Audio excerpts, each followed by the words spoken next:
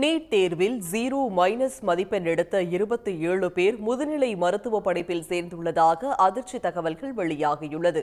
0 மதிப்பெண் எடுத்தவர்களும் முதுநிலை மருத்துவ படிப்பில் சேர்க்கப்படுவதால் நீட் தேர்வின் நோக்கமே சீரழிந்துவிட்டதாக கல்வியாளர்கள் கருத்து தெரிவித்துள்ளார்கள்.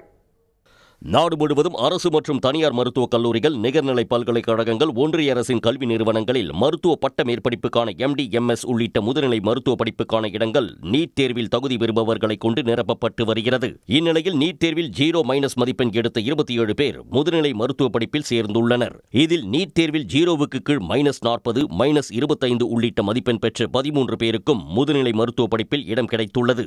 800க்கு 0 மதிப்பெண் பெற்று தரவரிசையில் 2 லட்சத்திற்கும் கீழ் இடம்பெற்ற 14 பேரும் MD படிப்பில் சேர்ந்துள்ளனர்.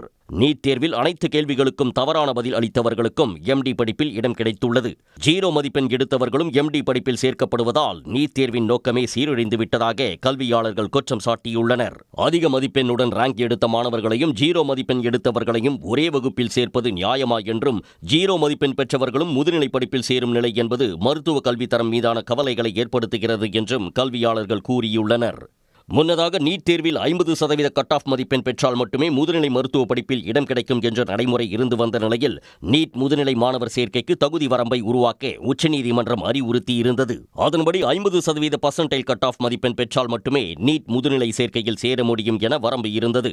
ஆனால் முதுநிலை மருத்துவ படிப்பு கலந்தாய்வில் காலி இடங்கள் அதிகரித்ததால் 2023ஆம் ஆண்டு 0% முறையை ஒன்றிய அரசு கொண்டு வந்தது. இந்த நடவடிக்கையால் முதுநிலை மருத்துவ படிப்புகளுக்கான நீட் தேர்வில் 0 மதிப்பெண் அல்லது அதற்கு குறைவான மதிப்பெண்கள் பெற்றவர்களும் மருத்துவ இடங்களில் சேரும் நிலை உருவானது. பொதுவாக போட்டித் தேர்வுகளில் 0 மதிப்பெண் பெற்றால் தகுதி நீக்கம் செய்யப்படுவார்கள்.